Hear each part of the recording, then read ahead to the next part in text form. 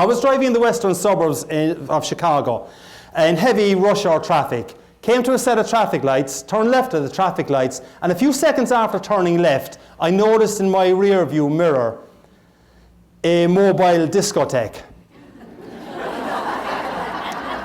Cop car, flashing lights. So I pulled to the slower lane, he pulled to the slower lane. And I remember saying to myself, well, Holy St. Patrick and St. Bridget. Bit of respect there, please.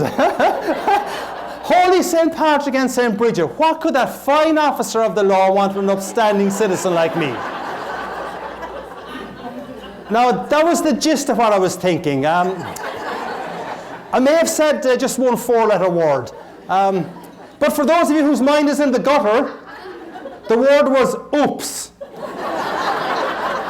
Which, as you all know, stands for uh-oh, police, stop. Right. So I pulled into a little small parking lot at the side of the road, and as I was pulling in, I said to myself, now why does he want to speak to me? And the only reason I could figure why he might want to speak to me was when I had turned left at the traffic lights. They were slightly red, but not by a whole lot now, mind you. So he is there on his computer checking me to see if in my case I'm a member of the Irish Republican Army, or even worse, a Cubs fan. Go White Sox! I have to tell you, depending on who I'm speaking to, I obviously try and put in a kind of an answer to that gets a reaction. But when I was speaking up near the Green Bay area a couple of years ago, I made the comment that the cop was checking to see if I was a member of the Irish Republican Army, or worse, a Packers fan. I didn't think I would get out of that room alive. So he was there checking my computer to see what my record was like. And I asked myself the question that I said you should ask when things go wrong. So I asked myself the question, what do I want my attitude to be? And I said there's no point in being antsy and annoyed about this. He probably doesn't understand the concept of slightly red lights. So in my side mirror, I see him walking up towards me. And this being Chicagoland area, I prayed that he had an Irish name. I prayed that he had this vision of Ireland, that the roads are still unpaved, that milk is brought to the creamery via donkey and cart, and that traffic lights, if they exist at all, are, well, basically advisory. I look up. Officer Schmidt, who proceeded to tell me in minute detail what I had done wrong. He asked for my license and he asked for my insurance. Now, none of this is made up, I promise you. I had asked myself the question, what do I want my attitude to be? As he is looking at my license, he says to me, sir, I like your attitude. I'm thinking, woohoo, I'm getting away with this. Then he looks at my insurance and he says, sir, your insurance certificate is out of date. My wife normally looks after that, officer.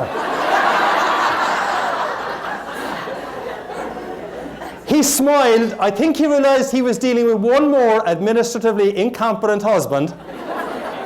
Ladies, you know the story, I'm sure. And he just handed back the insurance certificate to me and he said, look, take it easy on that one. Now, I should tell you that this event happened on the 16th of March. Okay? One day before St. Patrick's Day.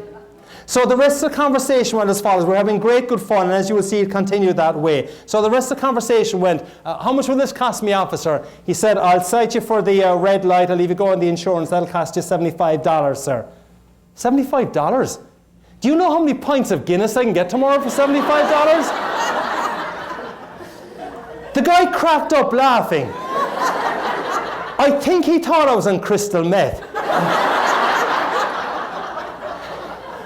And he said to me, sir, if I was to cite you for the red light and the lack of insurance, this would be significantly more expensive. You'd have to go to a traffic court. So I said, thank you, I appreciate the break you're giving me.